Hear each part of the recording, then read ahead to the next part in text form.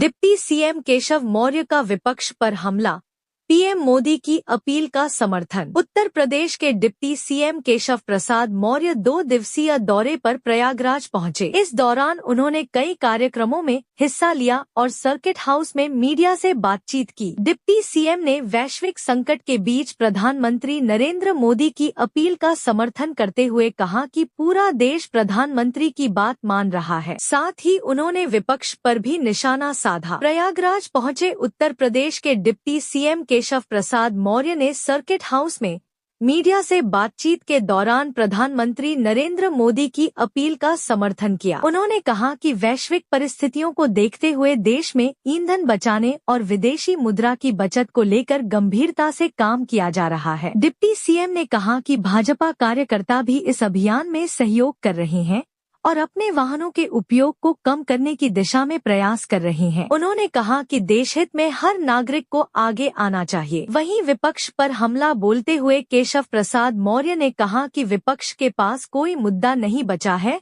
और जनता लगातार प्रधानमंत्री नरेंद्र मोदी के नेतृत्व पर भरोसा जता रही है। फिलहाल डिप्टी सीएम के बयान के बाद प्रदेश की राजनीति में बयानबाजी तेज हो गई है। JTV न्यूज के लिए प्रयागराज से डॉक्टर केशवाचार्य गोस्वामी की रिपोर्ट। और उसके बाद गुणदोष के आधार पर फैसला देता है, जो जस करे सो तस फल चाखा।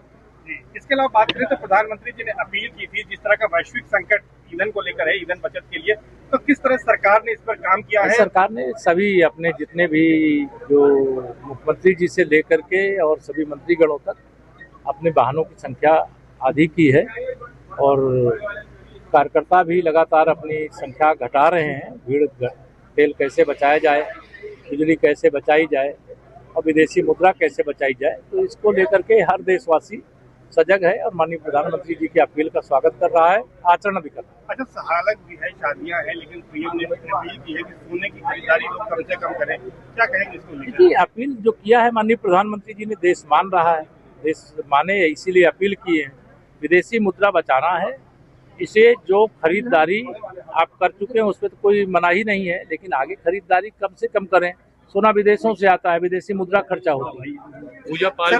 अखिलेश जी ने ये कहा है कि बीजेपी खुद एक संकट है, कोई वैश्विक संकट नहीं है। अखिलेश यादव जी एसी कमरे में बैठ करके कहे नहीं होंगे, मीडिया के मित्रों से भी नहीं बतियाए होंगे, एक ट्वीट करते हैं, आप लोग उनको चला देते हो। पूजा पाल मंत्रिमंडल में नहीं शामिल हो पाए, अखिलेश सवाल खड़ा कर रहे हैं, डिप्टी सीएम बनाने की मांग कर रहे हैं, क्या कहिए?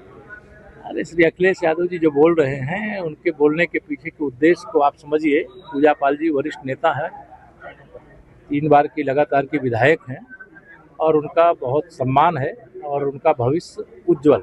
सर, राहुल गांधी नीट की परीक्षा में छात्रों ने आत्महत्या की, कह रहे हैं सिस्टम के द्वारा की गई हत्या है। ये दुर्भाग्यपूर्ण है। कहीं पर इस प्रकार की नीट की परीक्षाओं में कभी भी इस प्रकार के लीकेज होते हैं तो वह निश्चित तौर से जो बच्चे उसकी तैयारी कर रहे होते हैं उनको कष्ट होता है, लेकिन आने वाले समय में सरकार ने कुछ कदम बड़े उठाए हैं और ये पेपर एक स्थान से दूसरे स्थान पे जो भेजने की प्रक्रिया है उसको खत्म करेंगे। वो ऑनलाइन परीक्षाएं होंगी। बीजेपी पश्चिम बंगाल चुनाव के बाद एक प्रशिक्षण के शिविर के कार्यक्रम आयोजित कर रही है हर जगह पर। आपने भी आज इसमें शिरकत की है, कल भी करेंगे, तो किस तरह की 2027 को लेकर पार्टी की तैयारी? भारतीय जनता पार्टी हर समय संगठन गढ़े चलो, सुपंथ पर बढ़े चलो, भला हो जिसमें देश का, वह काम सब किए चलो। ये पंडित दीनदयाल उपाध्याय प्रशिक्षण महाअभियान अखिल भारतीय स्तर का कार्यक्रम है।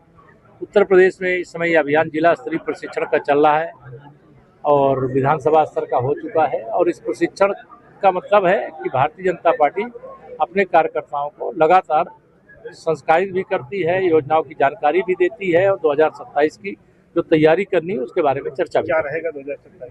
2027 में समाजवादी पार्टी सफा हो जाएगी।